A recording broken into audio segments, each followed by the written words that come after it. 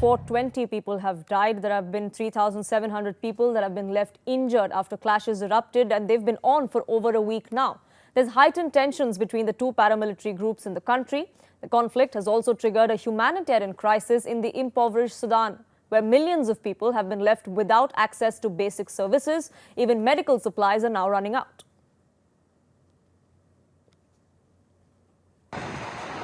Sudan, on the brink of a civil war, is seeing its capital city of Khartoum quickly become a ghost town, causing citizens to fear worsening conditions as buses arrive to pick up individuals fleeing for safety. Sudanese people are afraid that there might be unethical practices in the war against civilians and using civilians as human shields. These are our fears after the evacuation of expats.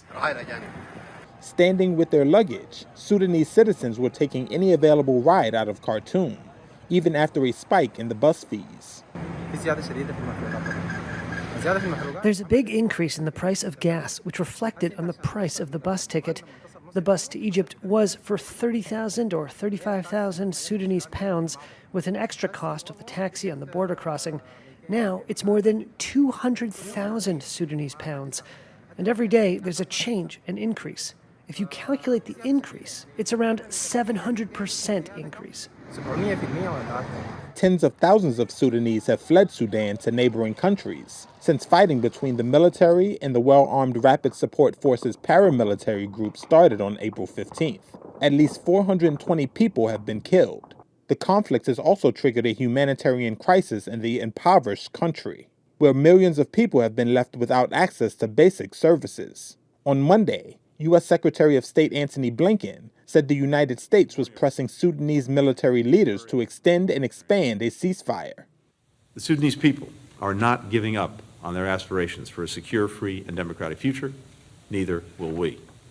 This all comes 4 years after long-running autocrat Omar al-Bashir was toppled. Expats from around the world have been evacuated from the country in the past few days. Fleeing war-torn Sudan for 24-year-old Rawan al-Walid was a tale of fear and exhaustion. Now in relative safety in Egypt, she told Reuters even celebratory firecrackers marking the end of Ramadan fasting make her anxious. This is part of the trauma we are living with. Any sound of fireworks scares us. It stirs echoes of fighting in Khartoum, the capital which since mid-April was engulfed in gunfire and artillery as Sudan's army clashed with the paramilitary Rapid Support Forces. Rockets smashed into Walid's family home, leveling a bathroom. After that, her mother decided to leave Sudan for another country, whatever the cost. The Walid family paid nearly $7,000 to charter a bus for about 50 family members. They traveled 600 miles to Egypt, driving through paramilitary-held lines. Even if they didn't ask where we were going, it was still very scary because we didn't feel safe. It was a very long road. I have my grandmother, who is very old. This was very exhausting for her. Their escape took around 72 hours, and not everyone in her family made it. Walid says she left behind her brother. The family were worried they would not be able to secure a visa for him on time. We know nothing about him. This is so sad because we cannot communicate with him. We didn't know if he would be able to cross the border without obtaining the visa. He is alone and without electricity, water or food. Hundreds have already died from the fighting in Sudan as the country teeters on the brink of civil war.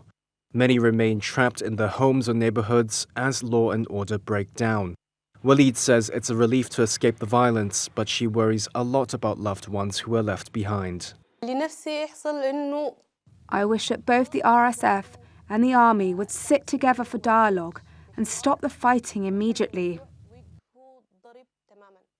There are thousands of foreign nationals that are caught in the crossfire in Sudan. It's not just the Sudanese national. India too has many who are stranded there, but New Delhi is not going to let them be stuck there.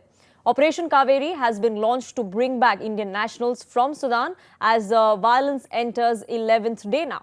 External Affairs Minister S. Jaishankar said that operation to evacuate these Indian citizens from Sudan is underway. 500 nationals have already reached the Sudanese port from where they are going to be boarding INS Sumedha. Two Indian Air Force C-130Js are currently positioned on standby in Jeddah as well. We are going to be having a junior minister, who is going to be on ground in Sudan to oversee that no man is left behind. All Indian nationals are evacuated from the war-torn country. We're also taking aid of multiple of our allies, including Egypt, United States, France, the UAE as well.